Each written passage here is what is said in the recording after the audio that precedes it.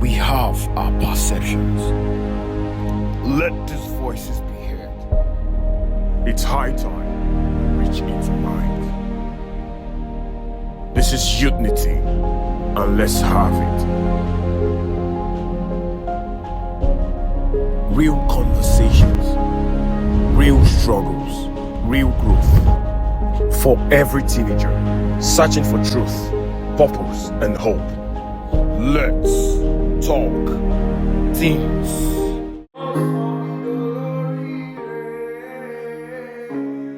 It's good to finally have to share my story and bring forth my experiences to you.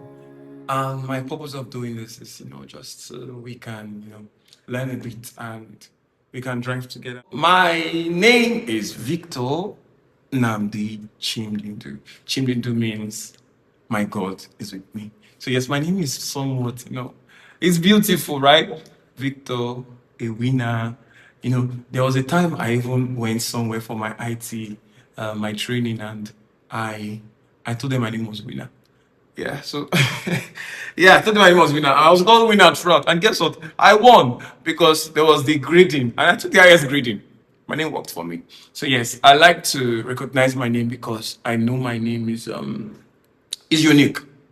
And actually, names of children, I think, are tied to their destiny. So, my name is Victor Namdi Chimdidu, CHIM, Chimdidu, personalized.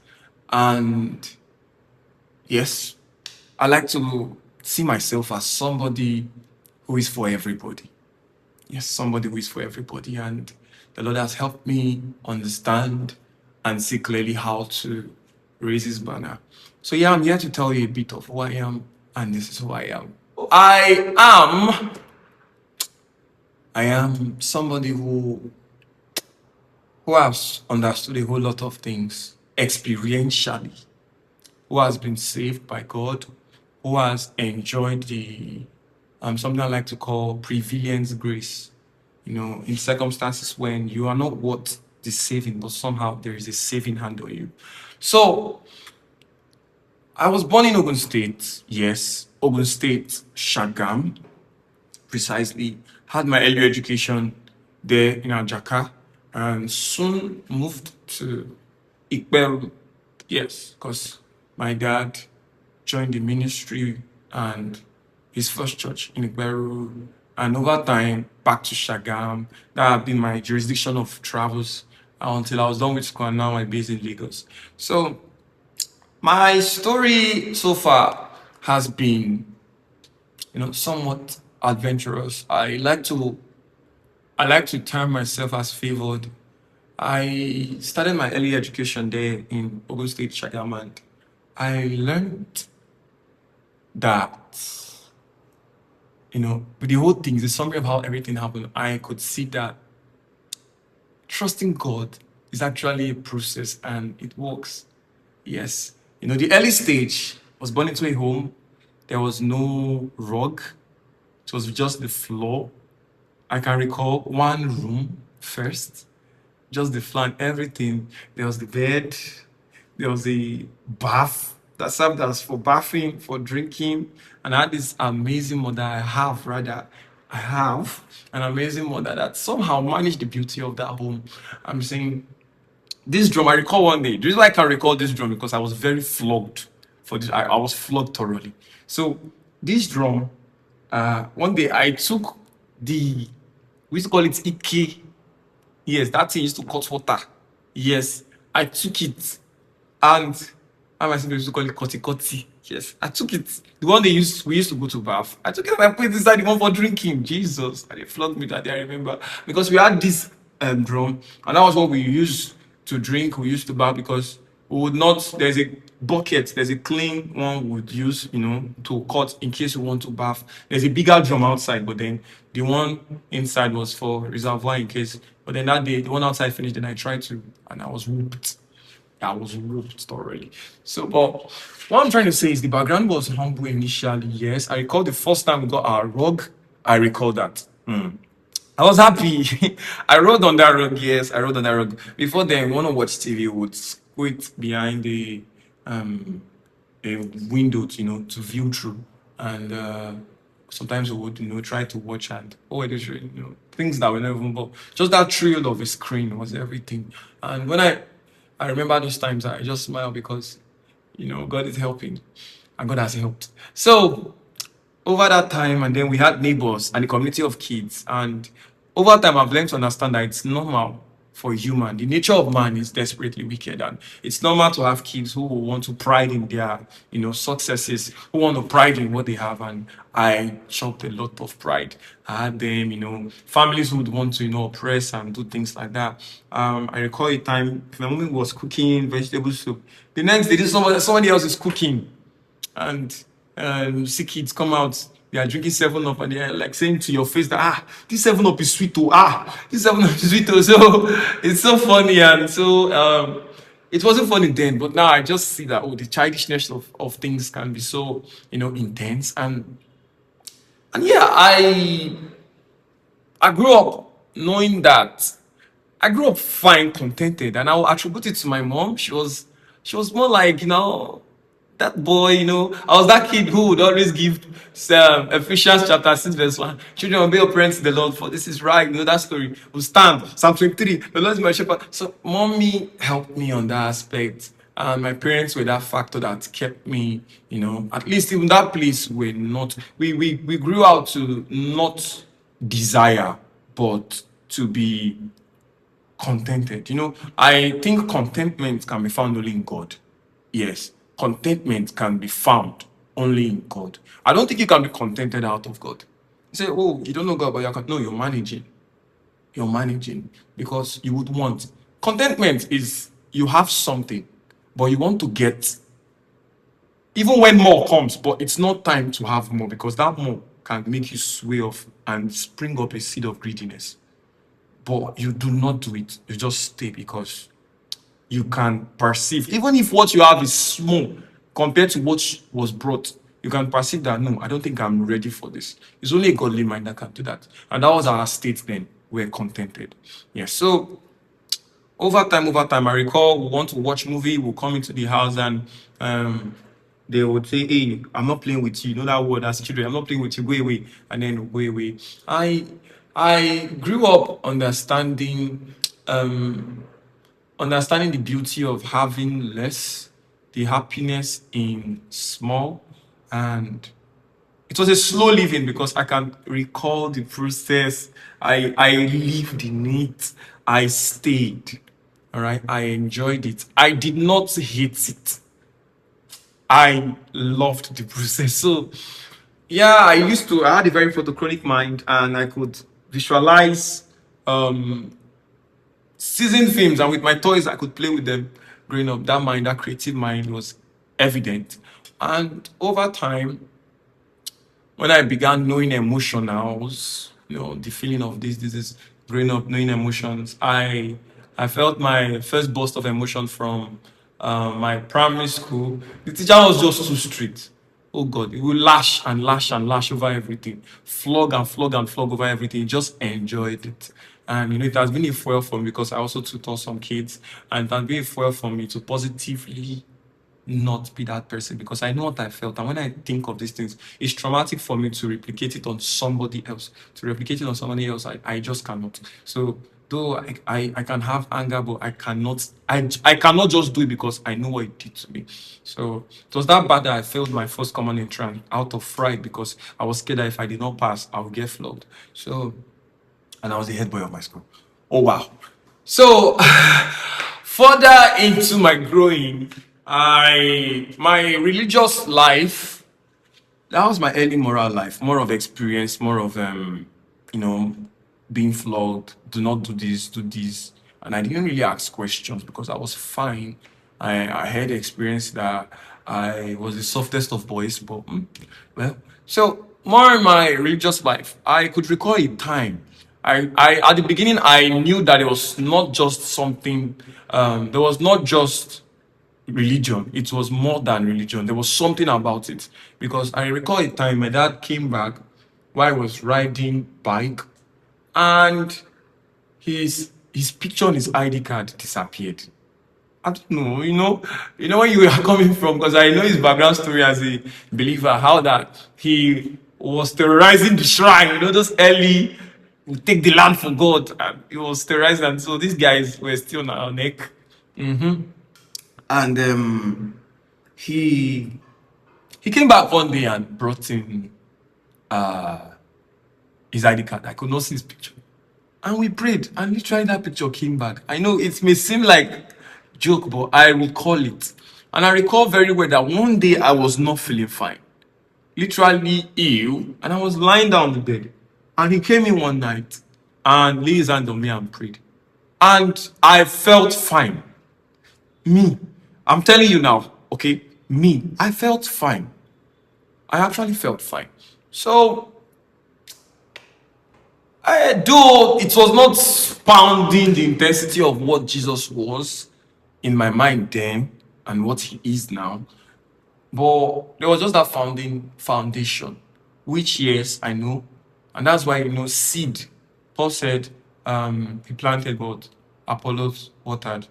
And so seeds were planted. Yes, seeds were planted. I grew in an atmosphere of praying people, praying family, would pray, and my dad would cancel the powers of the gods. Oh my God, we're used to that prayer. We knew the soundtrack. We knew what was next and next. And over time, coming into a new sphere was when we moved from Shagam to Ikperu. That was a new church. And in that church atmosphere, I remember there was no window, no door, no roof. It had just survived a riot, a clash, intercommunal clash. And there, deep in Peru, in the rural side of it, we had to mount that church. And I recall, because I was more on vibes and happy because of the music aspect of church, I would come and I might almost get hypnotized. I would start looking at the drummer because I liked the sound I was hearing and I liked what he was doing. So I would just stay and I would, sometimes cram beats in my head. And when I get home, I'll take my not my pancake, my daddy's pancake. I will cut it and I'll use it. So, and thank God they allowed me find the expression. And over time now, they know how me. Yeah, I've grown to be a very good instrumentalist. Yes, grown to be a very good instrumentalist. So I found a church that I remember I was hyped to see the drums, and when I saw it, there were blade marks. It was torn, the vellum was torn, the hi-hat was crashed out, the snare was in bad shape, everything was just scattered. And so we were that pillar of the church in that instance. We had to call in people who would sit. I recall very well that we used the long wooden bench to block the entrance of the church. And the wall was so white. If you lean on the wall, you can have marks on your body. So we will not even kneel on the wall. I will sit, after service we leave. When it is rainy, we will not really gather. And also, over time, we started, joining hands together. And remember, there was this hand drum, we would drum and all. And the beauty of it is that we were taught in that atmosphere to give our all. I myself, and a few of the guys, we would come. It was fun to us. That was picnic to us, right? So I would say my life was a life of blessedness, because that was blessedness. It was picnic to us. We would go to church. We would take cutlass. We'll take gari. Somebody else will bring sugar. We'll carry cup. We'll carry water. When we get to church, we would cut the grass of the church vicinity and drink gari in the process. Our hands get mark and everything, and it was fun, right? It was fun for us because on Sunday, pastor will come on stage and say, can you see the church environment is fine? Who are our boys that so do not stand up? They would not clap for us. So those things were just fun experiences. It was how we were expressing our love for God then. And I know those seeds are playing out as God didn't abandon me further into my story. Now, growing up, I got into a school. I went to public, I went to private, I went to government. Yes. And I went to boarding school. So I had the 4 elements. I was an avatar. So there at the public school, meeting weird people. Oh my God. I suffered. they gave me different kind of names. The one I can recall was Ukalaku, because I did not give them water to drink. My one bottle of water, they would beg and beg and beg. And it was a whole vast land, very large, big school. CAGS, Apollo, Ikperemo. Yes, you can search that out. Vast land, big school. And many people there, even some of the outstanding niggas now in this current age are part of, were members of the school there, I recall. I recall because I was a social prefect in, um, I was social prefect in the junior school. And when I got to senior school, I was also on the verge, I think, punctuality prefect before I had to leave to a boarding school. Yes. I recall then at senior school, as a punctuality prefect and prefect, we'll be planning events. And I remember this guy, this current one, the one with this guy, what's his name? The Kata Ife boy, yeah. He was a member of that school too, and was a class behind me. Um, it was just, all those experiences, seeing people manifest now. We see that God and people are called for a purpose. So back to my story.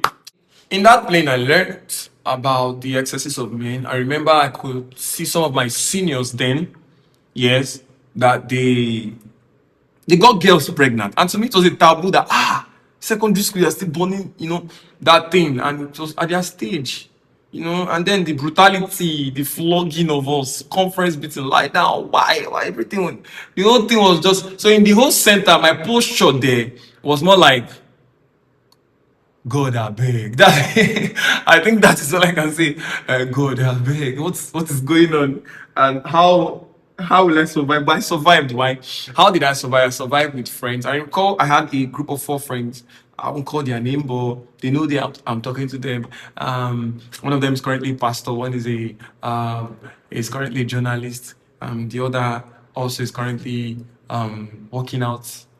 I can't really recall his course, but outstanding men. And the 4 of us would, we're just these 4 friends that if this one is first, this is going to be second, to be third, and it's just like little percent. That was what the competition was. So I found myself in a healthy competition. And what led to that because of a healthy background, and then from there, that healthy competition.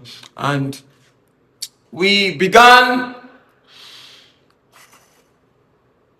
we began on a very soft plane and we would gather, we would pray. We were trying to express the spirituality of things, how that God, that time that they would say, if you sing Davido's song, if you sing Whiskey's song, you're going to hellfire. So that thing, you get, was piling up within us, and we would try to just call that community of people together that let us worship God. Let us be.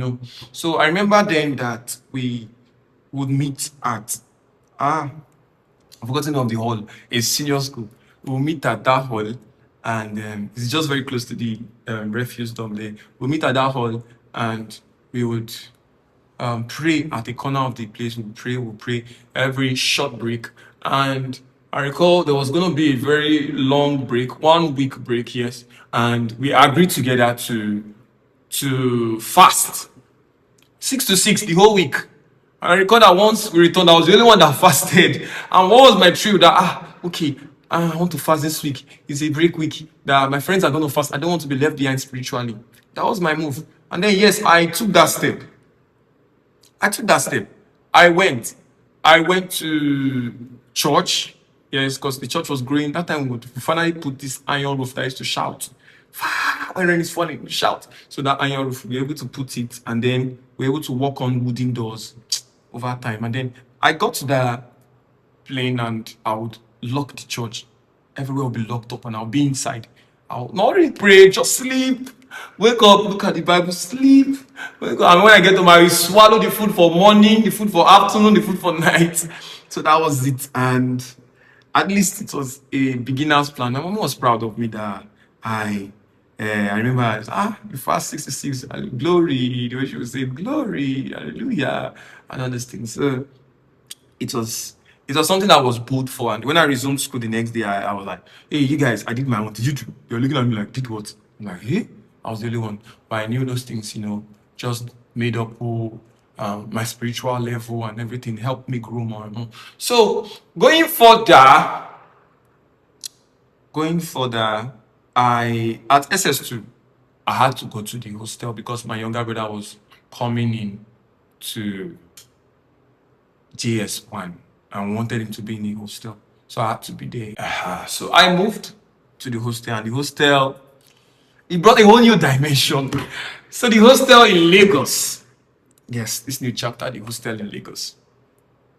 Here at the hostel in Lagos, I met guys and boys who were promiscuous, and the atmosphere of teenagers who were not planted within. There was no spark of holiness.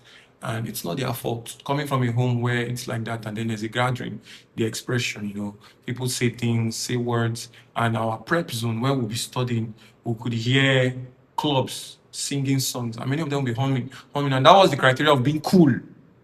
Oh, you're cool, bro, you saw me the song. And then I was also, beginning to absorb things like that. I was beginning to nod on things like that. I was beginning to choke on things like that.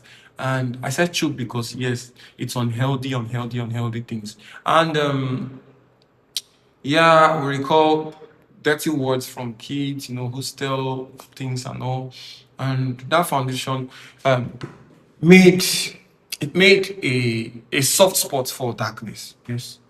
Now I got into uni. My life was so fast. Didn't really waste time like that.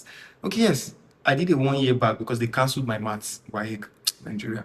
So that 1 year back, I went for a computer training course, distance learning with the University of Ibadan, where I wrote the exam, have the certificate, and I passed. And after that, I went for my university education at Olabisi Onabanjo University. Those of you who are maybe aspirants there or you are there, you would know Chips. Then after Chips, straight down, I think, Jesus, I've forgotten the name. Sorry, it's about almost going to 6 years now. Straight down that road. I don't know, I think it's Jesha Road, I'm not sure. But that road towards the main market, I lived on that road.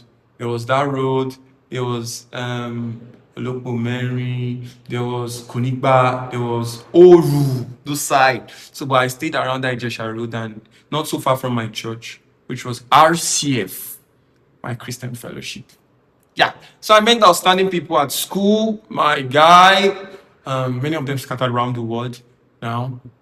Yeah, we had big plans. We're going to achieve. We're going to go, and that plan stayed. And I met outstanding people. I met a lady, a very wonderful person, one of the most wonderful people I've met before, and we, started doing lots of things together because she was the one I could relate with. I was coming from a house where we would speak English, and everyone was learning, and plus the hostel life at school and everything. It was I would say, slightly touche environment. And then I met people in uni that could not complete a sentence without saying Yoruba or their native language. But this person was the only person that could, speak and relate in my style. So we started rolling together. I recall we come back from school and I could not cook. Then we would go to market together, get food stuff, come back. The beauty of it was that there was that companion to just roll with, and even the whole compound coupled us. You guys cool. And yes, over time feelings arose. I began feeling things, and she was feeling it too. And yes, on the long run, we engaged into writing because she is a very good, outstanding online writer, the best I know, very good, with over 20 books and more and beyond, close to 30 books counting in her names. And she will write these books, and the algorithm. Now I'm trying to bring you a picture of people who were trying to survive. I know where I was coming from, and the home was humble. How do I know humility? Because my main work with Christ started at lockdown. I would move to lockdown, then I would come back before lockdown because I gained admission 2018. Yes, finished 2024, and 24, no, 2021, 22, and up to now. So I saw how that we were crippled because lockdown, churches closed, and that was my dad was a ministry person, and school too closed, and my mom was a school person, so locked. And that time was when I actually majorly ventured. But back to my story, she would write stories, and And I was that person because I just love to help, and my personality peaceful, and I enjoy friendship. I like people. I do well. Or I'm somebody who wants to have friends. I don't enjoy staying alone. Though I'm quiet on my own, but I want somebody to play with and all. Um, though the daddy factor was not so there because he was not so available and around. And when he's around, he had things, the worries of the age and everything, background stories and all that bottled him to be the fierce, not so listening kind of person, not so involved kind of person. And the home was not so smooth because that factor was not so there. And yeah, so I met this person and would write stories. She would write rather and even help tell me to help her update. The update on many apps. And she was earning well and cool. And yeah, I was there. And over time I was like, I'm the one studying English. You're not studying English. Why can't I try? So I started trying and I put my effort, and there was a powerful cheerleading, though I struggled because that was not my calling, but I tried my best and I was able to come get something at some point. And I was like, "Cool, let's begin to make money and let's like build up and all." And so two people trying to achieve goals together who are also physically attracted to themselves. It bred room for immorals. Yes, it bred room from immorals. Um, though there was a seed factor there that I would say don't go extreme. When I mean extreme, to the aspect of having sex or sleeping with each other, but they would even touch ourselves, would end up kissing, those all those things, explore those circles that were not wrong. Sorry, we're very, very wrong, sorry, but we're not right, rather, we're not right in Christ.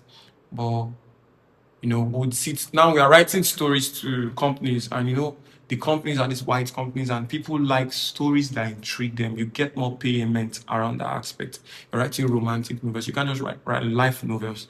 And that has become a burden on me, and I want to build a community of writers. I'm calling out to you, but eventually you can write the Link of Unity, which is a group where we currently are summing up to change and fight a force of this current Babylonian system, is down there. And I want you to please, please, please join this group and let us build. I'm trying to build a community of writers, of creatives that can have stories for young ones to learn from. Intriguing stories, not boring stories. Nice write-ups and all that. People can, come in, they read these books and they are also blessed. Yes, because I know many of us like stories. So I wrote stories, yes. I wrote for Babylon at some point, and I was helping in the analysis of some stories, and this thing bred expression, because when you write about explaining a sex scene, explaining kisses, explaining those things, our minds and ecosystem also would think towards that cause. And it was happening like that for some times. And even at that time, I was in church fellowship, and I would feel the grudge. I would just feel far, feel wrong, feel down. And I'm not supposed to be doing this, I'm not supposed to do this, I'm not supposed to do this. But I could not just stop because that door had been opened. And yes, over time, it kept like that. And though I began my work with Christ, but there was this seed that would, still tie up that, oh, when we've agreed not to at some point, it will still find expression. You get so forward till after school, we had that plan together. We had that plan that we would leave the country, and maybe after NYSC, we are going there to go and drop our cap outside the country because we wanted to make it. We were moved by the vibe of wanting to help two wonderful souls, actually, two life-changing souls who felt like we were not for ourselves, we were for everybody. And somebody who is the first amongst her siblings, and me who felt like the first among first boy, though, because I had sisters and family members. I had sisters who were not health strong, they were not strong health wise. I had who family issues to deal with. I'm talking sickle cell, I'm talking illnesses that once it happens, at least 200,000 leaves the house. And in Nigerian economy, you know what that is. So I just wanted to help out. I just wanted to build up, and she also wanted to do that. And it was working out. It was working out, but at the expense of something. So getting to after school and the processing started, it got to a point where I it was working out, getting to that point of everything working out, and I just knew deep down, this is the prevalent aspect of grace, that heaven was so intentional about me.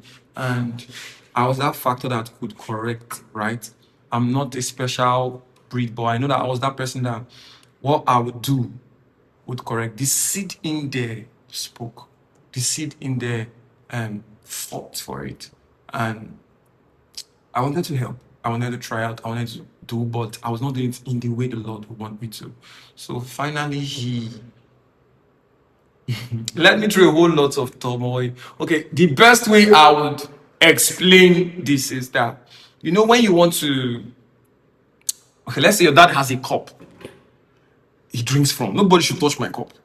Nobody touches it. But then you took the cup one day and started playing that. See, cup, and to your siblings, you're dancing, cup, cup. And the cup breaks. The fear that, daddy has warned us not to touch, but you were touching, that he's coming. He said, if you come back, you tell daddy and you're in soup. That fear, I felt it times 5. Yes. So there was just that thing, that nudge within that. Do not, because I was about leaving the country. I put in for UK and it was all going smooth, and I just knew that it was going to work out. But then, do not leave the country. Put in for Canada first, but had a grudge, had a worry. The worry was growing from then. I did not know why, because a whole lot has been invested in it. But storing up over the years, piling up and planning. Then finally removed funds to UK, and UK obviously is like, come.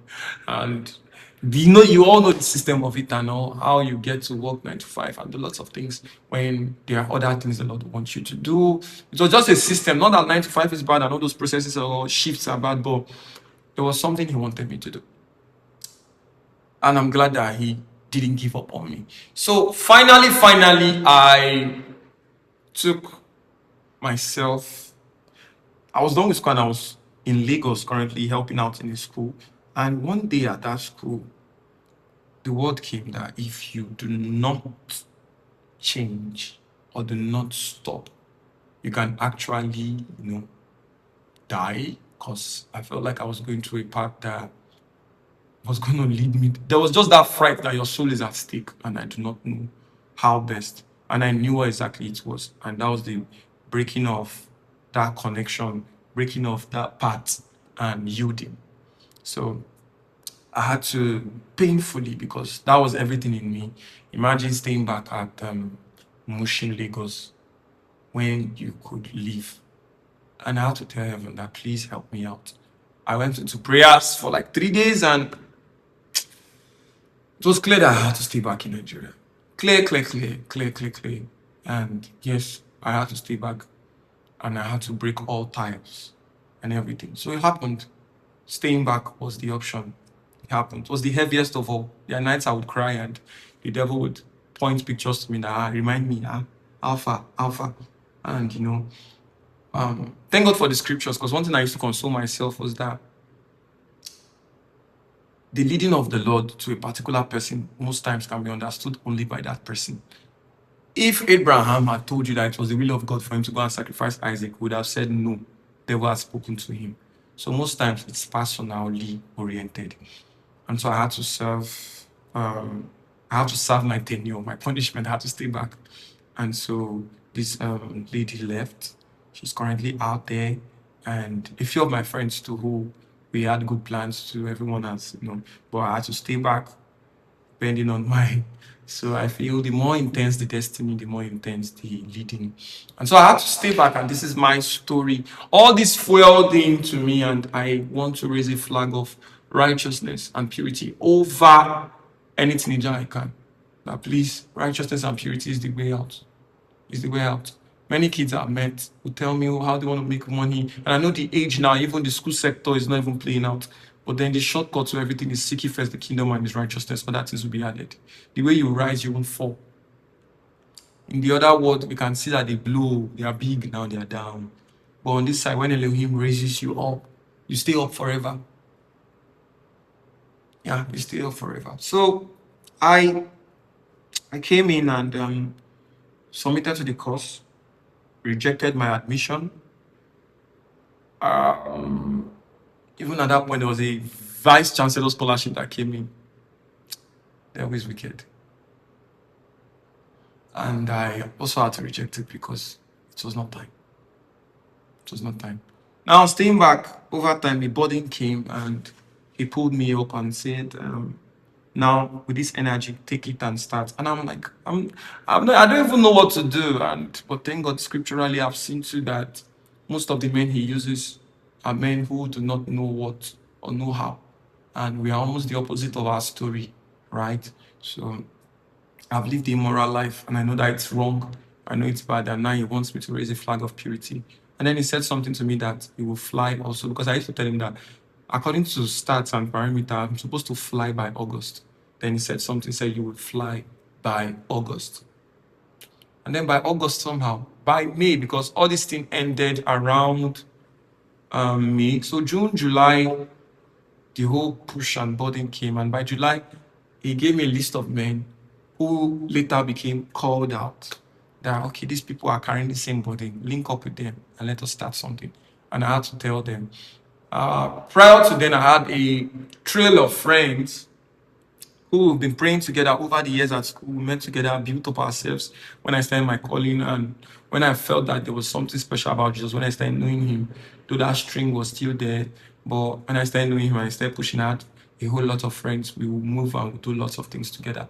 Now, forward to the end, at the end of things, we became that people that are together raising a flag over a particular human race, over that set, which are teenagers.